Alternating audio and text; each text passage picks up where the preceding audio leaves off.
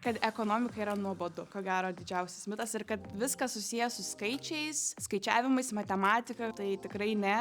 Sprendžiam problemas, kurios yra gerokai įdomesnės, labiau aktualios šiuolaikinėme pasaulyje ir sužinome tikrai labai daug apie pasaulį. Verslo ekonomikos studijų programa yra apie realų ekonomikos žinių pritaikymą verslo sprendimuose. Tai analizuojame įvairius duomenis, modeliuojame galimus sprendimus, žiūrime, kaip teorinės ekonomikos žinios gali būti pritaikytos verslo praktikoje. Tai kalbant apie konkrečiai verslo ekonomikos programą, ji ir išsiskiria tuo, jog būtent visas ekonomikos teorinis pagrindimas yra žiūrimas per konkrečią verslo prizmę, kaip tai veikia praktikoje įmonių situacijoje.